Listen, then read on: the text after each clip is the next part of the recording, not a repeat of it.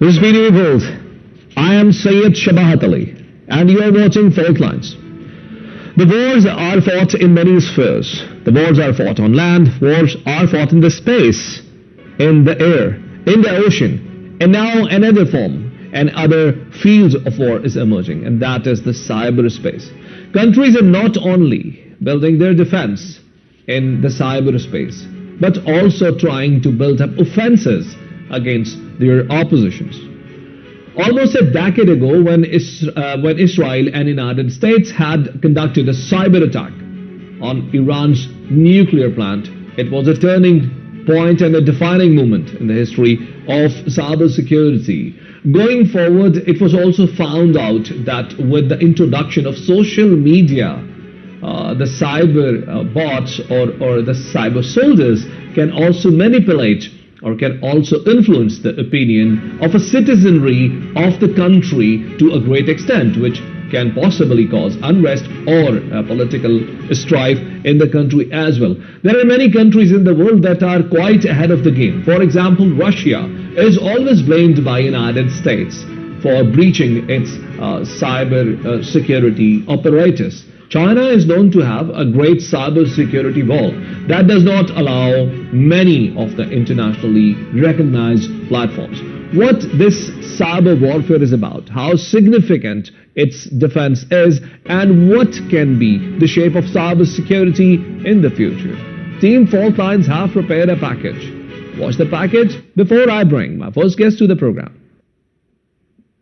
Cyberspace has evolved into the main domain of military operations, and digital front lines pose significant challenge to national security. In contemporary world, warfare is conducted on land, by sea, in the air, across space, and now in the fifth battleground, cyberspace. The nature of cyber warfare is that it is asymmetric. Single combatants can find they exploit small holes in the massive defenses of countries and country-sized companies. Effective cyber attacks have the power to compromise users' data as well as the infrastructure of a whole country. As a result, cybersecurity is now acknowledged as a common threat that transcends national boundaries. Cutting-edge cyber attacks also cause invisible manipulation of public opinion and election outcomes using digital tools such as targeted advertising and deep fakes, recordings and videos that can realistically be made via artificial intelligence. Even the most developed countries are not secure from cybersecurity threats. From politics to military information and policy, there is a digital intervention. Developing states with poor digital skills and cyber-related expertise are most vulnerable to cyber threats. Recently, NATO conducted the world's largest cyber defense exercise, Cyber Coalition 2022, on the territory of Baltic Republic, Estonia. In the digitalization and technological development, cyberspace is changing faster than countries can legislate internally and negotiate externally. Since technology is a double-edged sword, so it is high time that the government not only should work on digital literacy and technological enrichment, but also contain the cybersecurity-related threat.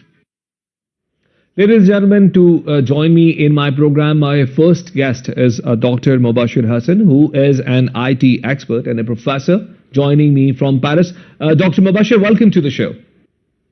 Thank you very much, Shabahat, for inviting me to your show. Dr. Mubashir, we are talking today about cyber security that is increasingly becoming a subject not only significant but also strategic in nature. Do you agree that the very nature of the subject is getting more significance with each passing tick of the clock? Definitely, I do agree with you that this is one of the important tools which has been increasingly used against enemies like any other war tools. So I do agree with you that it has increased the presence and its importance in the present day. And Dr. Saab, with each day or each new person added in the international network of people connected through internet, we are entering into an age of hyperconnectivity. Our devices, our offices, our traffic, everything is integrated together. Don't you believe this is what is adding more vulnerability into the system that we exist? Obviously, when you increase the complexity of the network, it increases the vulnerability of the network as well. So when we are heading to the network of networks of the things, and we are connecting our everyday devices to our networks, means that we are increasing the complexity of the networks, And since the manufacturers of the devices, they do not really emphasize on the security, for them the functionality of the equipment is more important because they have to sell their equipment. They normally ignore the security of the devices, and naturally it results in less in increased vulnerability and less security of the networks. Dr. Would you agree, as I said in the introduction of the program, that the attack on Iran's nuclear program almost a decade ago by Israel and the United States was a very defining moment in the history of cybersecurity and had perhaps reminded the world of how significant this subject can be? Would you agree with me on that? I do agree. I would not say, or I would not blame any country that attacked Iran, because nobody claimed that attack. There are many hypotheses on the thing that it was Israel, it was America, or it was any other country. For us, we have certain lessons to learn, that what actually the world learned from that attack. Actually, it changed the paradigm of the networks, and it changed the paradigm of the securities, and it changed the paradigm of how the attacks can happen. The story behind the Iran's attack was a simple USB device that was plugged into some system, and that exploit, which was copied into that USB device, was used to change the centrifuges speed, that at what speed they were designed to function, and that exploit or that malware was actually manipulating the devices for their normal functioning. So what we learned after that attack, that exploits or these malwares can be used actually to modify the normal functioning of the hardwares as well. In the beginning, it was only thought that the malwares or the viruses, they are only meant and designed to harm the software.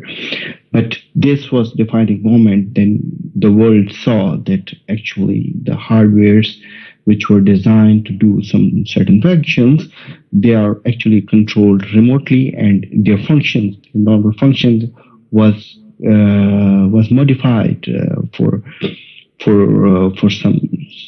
some very reasons. We all know Dr. that. Mubashir, as we hear a lot from the United States, every time when there is a problem with regards to cybersecurity within the United States, normally the fingers are pointed toward Russia.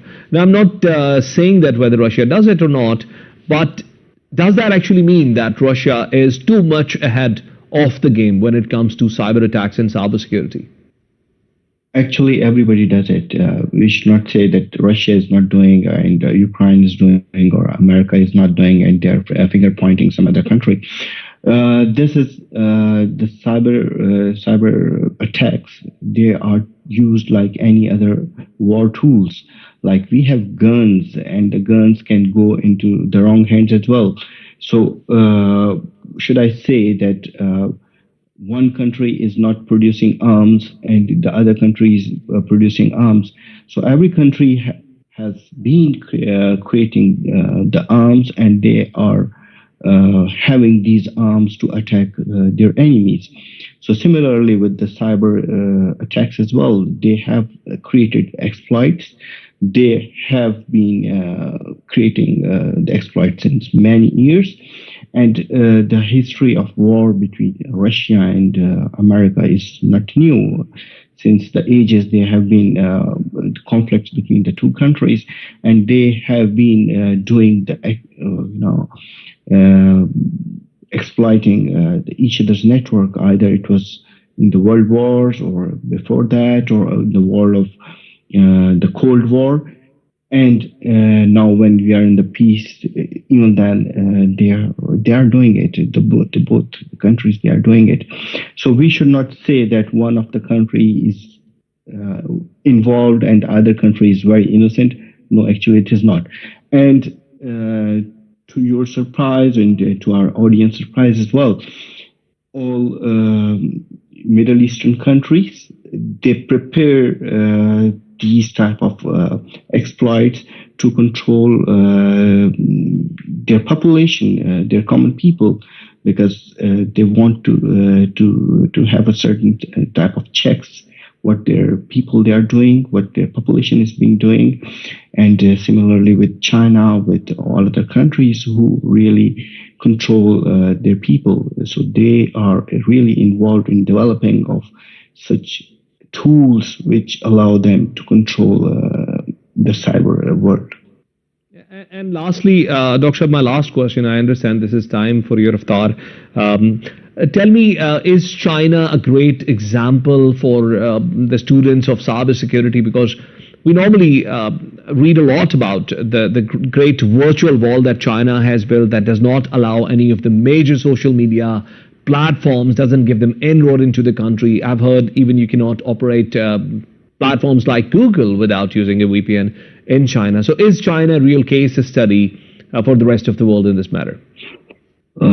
Shab, again, I would not finger point any country regarding this, but I would like to emphasize that how we can produce the bubbles, the security bubbles to protect our people. Every country has the right to control external attacks to their country. So China is one of the example. They have created that bubble, the security bubble, and they do not allow any American or any foreign softwares to operate within the country, because the data that is being processed in these countries that goes out of their territory, and they don't have any control over the data. So once the data goes out of the country, it is a risk. It is a risk for national security. It is a risk for people's personal data security.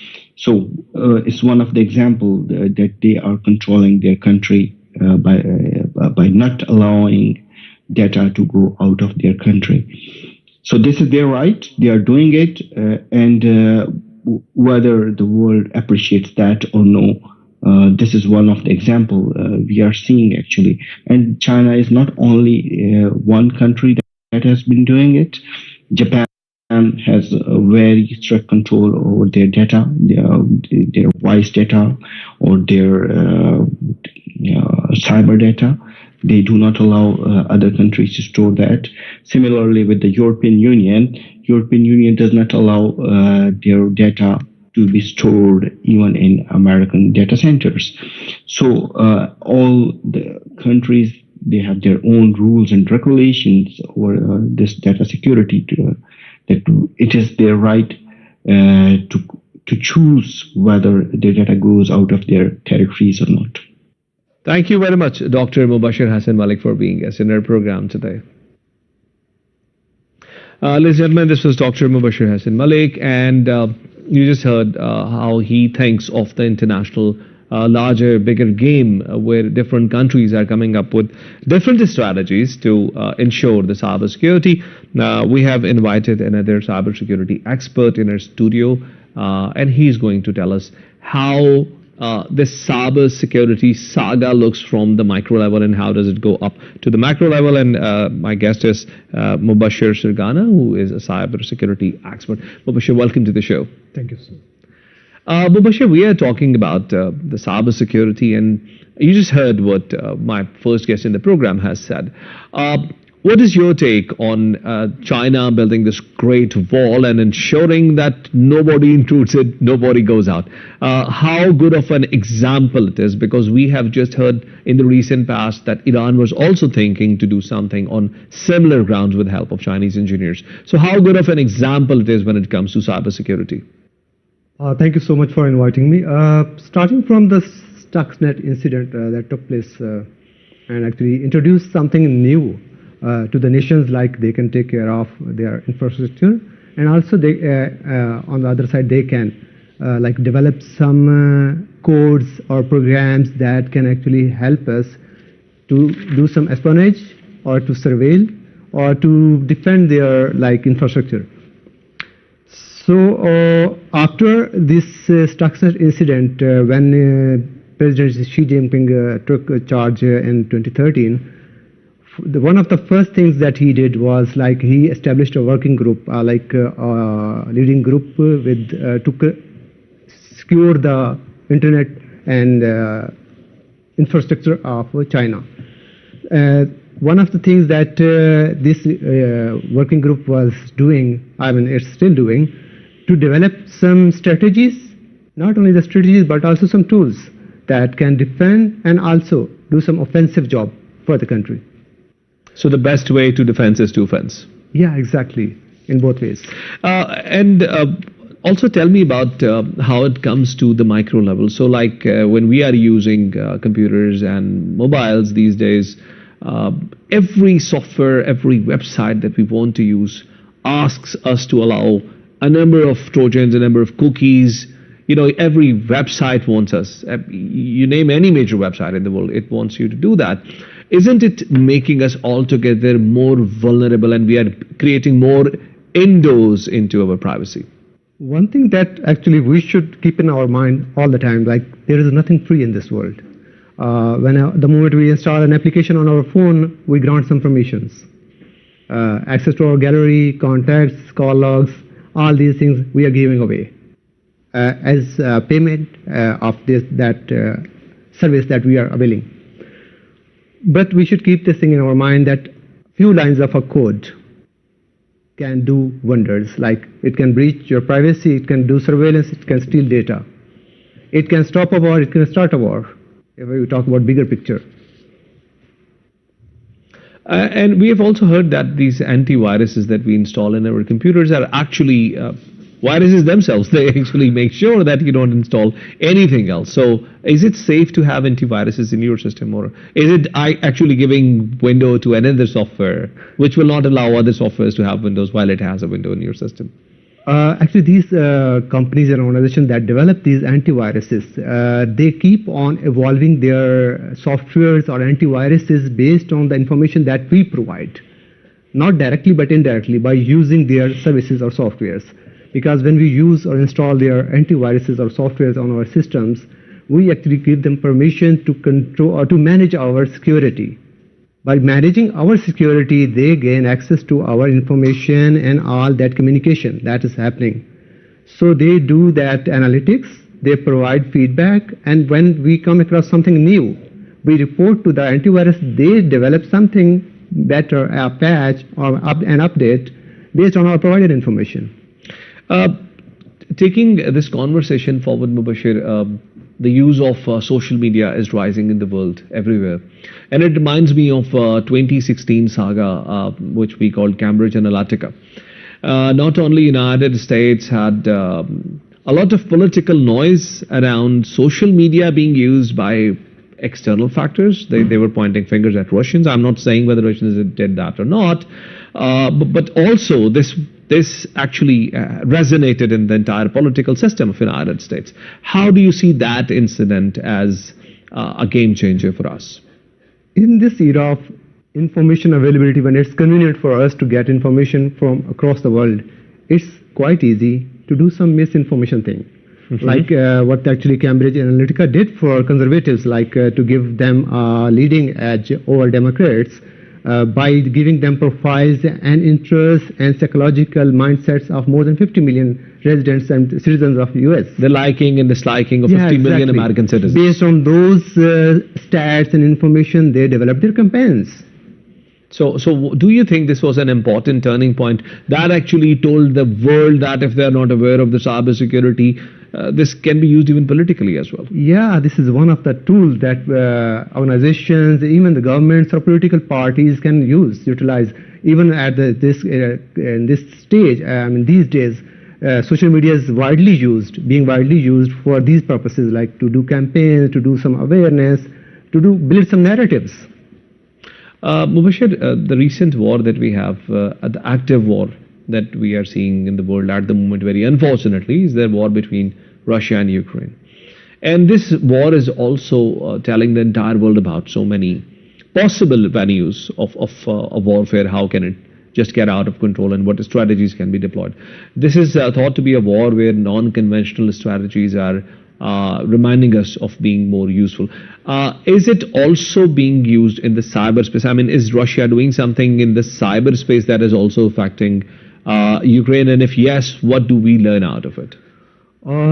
To be precise, I can share the exact information about the ongoing activities that Putin is leading actually.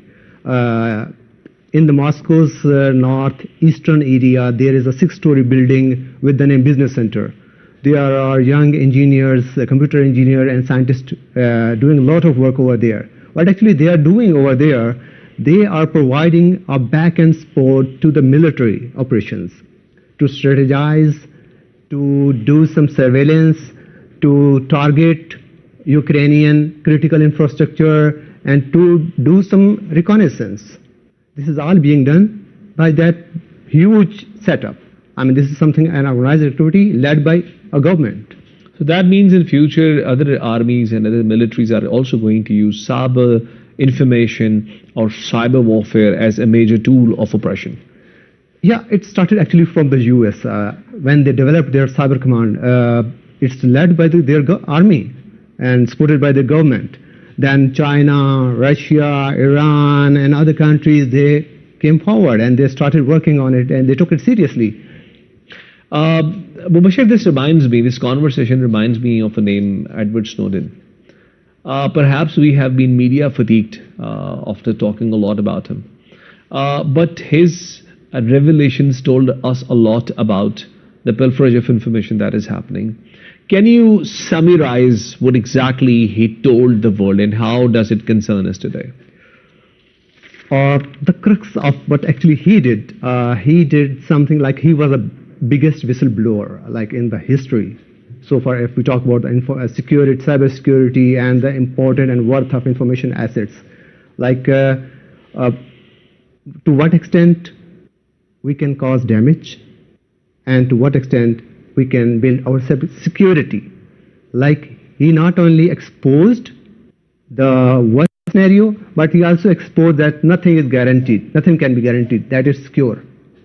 No, but you have to tell me a bit more detail exactly what did he find out? What pilferage or what loopholes did he find out in the existing system of information?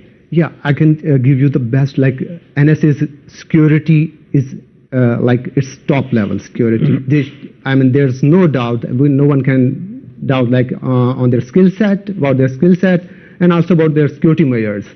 But a person like Edward Snowden, like he was an insider, but he got access into their critical information assets. That information was like about their whole programs, their activities of the U.S. government, about their projects and plans to do some activities against countries, nations, and also to target their, like inside the country, to strategize their activities.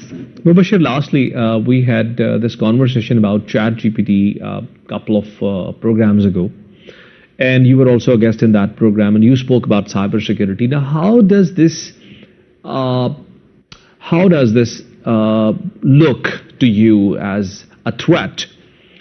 As an expert of cybersecurity, does artificial intelligence seem to be a threat for our cybersecurity operators, or it is an opportunity to further augment the systems that we live in? If we talk about artificial intelligence and a holistic picture, like it's something like made to support human beings, like to facilitate human beings. But on the other end, at the same time, it's doing something beyond like facilitating human beings. Like it's providing and facilitating people to do bad things, even quite easier than conventionally when they are supposed to do or they want to do. Like it's easily you can get information how to hack into your system.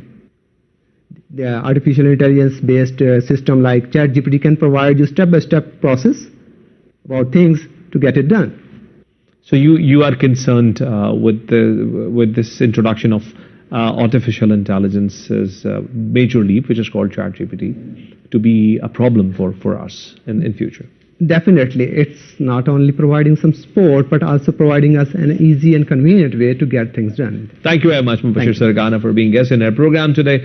Ladies and gentlemen, the cybersecurity experts that we spoke to are quite concerned about the way our cybersecurity looks at the moment, but they're also very hopeful that the significance of cybersecurity is going to increase further in all the future conflicts. We'll take a break and we'll join you back with second segment of the program. Stay with us.